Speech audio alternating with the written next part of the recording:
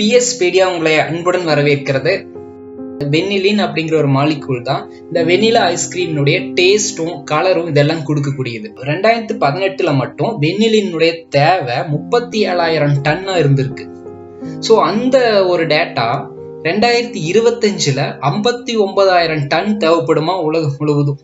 பிளாஸ்டிக்னா waste, வெனிலனா taste. So இந்த வேஸ்ட்ல இருந்து taste எப்படி கொண்டு வரணும் அப்படிங்கிற ஒரு ரிசர்ச் தான் அவங்க பண்ணி ஒரு ரிசல்ட்டை சப்மிட் பண்ணியிருக்காங்க. டெராப்தலிக் ஆசிட்னுடைய மாலிகுலர் ஸ்ட்ரக்சரும் வெனிலினுடைய மாலிகுலர் ஸ்ட்ரக்சரும் ஆல்மோஸ்ட் சேமா இருக்கு. இந்த வெனிலா ஐஸ்கிரீம் பத்தி தான் இன்னைக்கு நம்ம பேச போறோம். ஃபுல் டீடைல்ஸ் இந்த வீடியோல பார்க்கலாம். Okay, let's come to my video.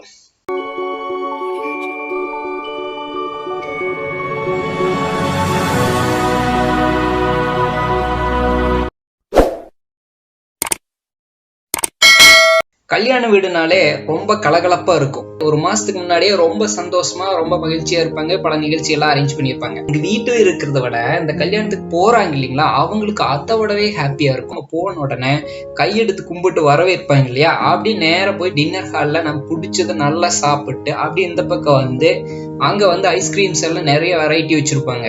அதுல நமக்கு தேவையான ஐஸ்கிரீம்ஸ் ஒரு 4 கப்போ 5 கப்போ எடுத்து உள்ள போட்டு அதுக்கப்புறம் போய் பொண்ணு மாப்பிள்ளை பார்த்து ஒரு விஷ் பண்ணிட்டு அப்படியே கீழே இறங்கி வந்தாங்கன்னா சாப்பிட்ட மாதிரி ஆச்சு, கல்யாணத்துக்கு வந்த மாதிரி ஆச்சு அப்படின்னு சொல்லி இருக்கும். ஸோ இதுல ஐஸ்கிரீம்ஸ் வந்து பல வெரைட்டிஸ் இருக்கு.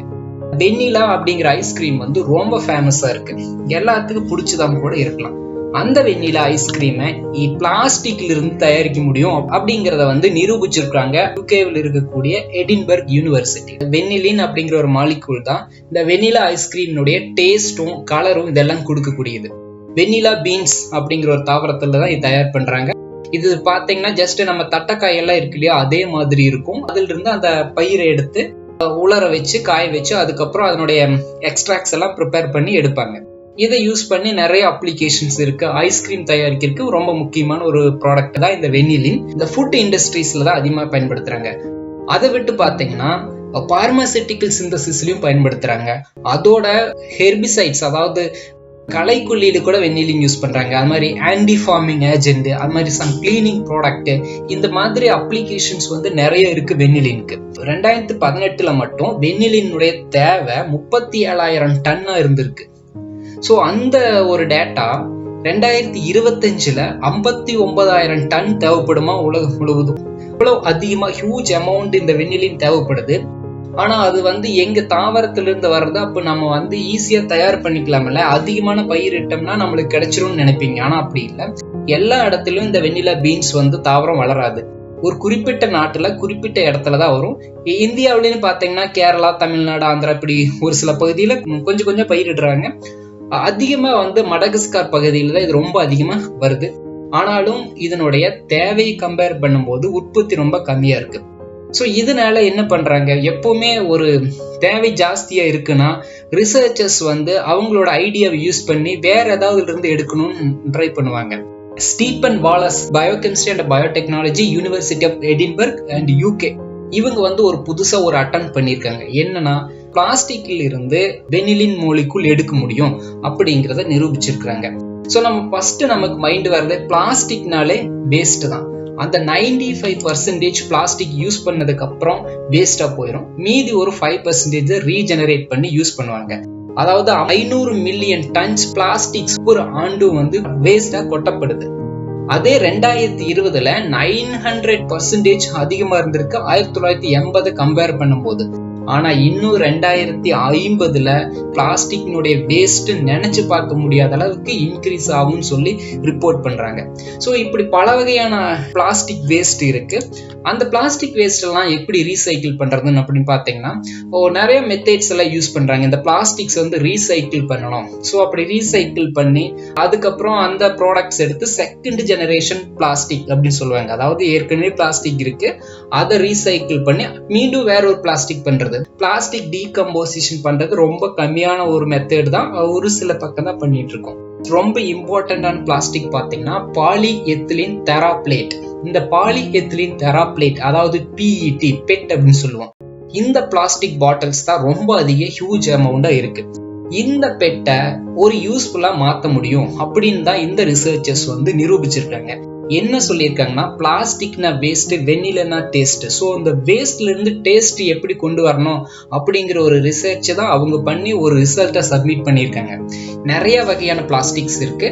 பாலிஎத்திலீன் தெராப்தலேட்டை டீகம்போஸ் பண்ணா 2 முக்கியமான பை ப்ராடக்ட்ஸ் கிடைக்கும். அதுல 2ல 1 டெராப்தலேட் அல்லது டெராப்தலிக் ஆசிட், இன்னொன்னு பாத்தீங்கன்னா எத்திலின் கிளைகோல்.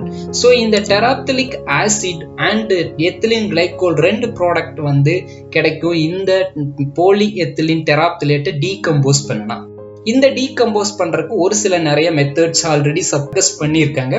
அந்த மெத்தட் யூஸ் பண்ணி இந்த பிளாஸ்டிக்கை டீக்ரேட் பண்ணணும்னா பை ப்ராடக்ட்ஸ் எல்லாம் வரும். ஆனா இந்த புது ரிசர்ச்சர்ஸ் என்ன பண்ணிருக்காங்கன்னா, அவங்க லெபார்டரியில ஒரு பாக்டீரியாவை தயாரிச்சிருக்காங்க. எஸ்டெரிச்சியா ஈகோலி அப்படின்னு சொல்லுவாங்க, அதாவது ஈகோலி. ஸோ அந்த ஈகோலி அப்படிங்கிறது ஒரு பாக்டீரியா.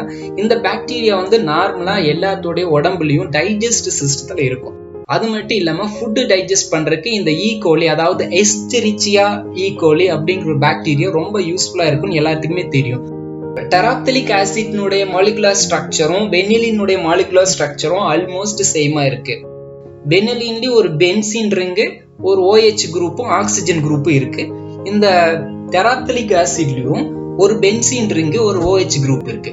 ஆனா அதனுடைய அப்ளிகேஷன்ஸ் டிஃப்ரெண்டா இருக்கு. இதை பார்த்து தான் ரிசர்ச்சர்ஸ் என்ன முடிவு பண்ணியிருக்காங்கன்னா, இந்த டெராப்தலிக் ஆசிட வெனிலினா மாத்த முடியுங்கிற ஒரு கான்ஃபிடென்ட் வந்திருக்கு.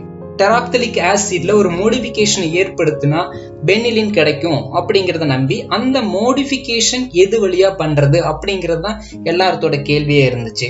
அந்த மோடிஃபிகேஷனை ஈகோலி அப்படிங்கிற ஒரு பாக்டீரியானால முடியும் அப்படிங்கறத நிரூபிச்சிருக்காங்க ஸ்டீபன் வாலஸ் ரிசர்ச் குரூப்.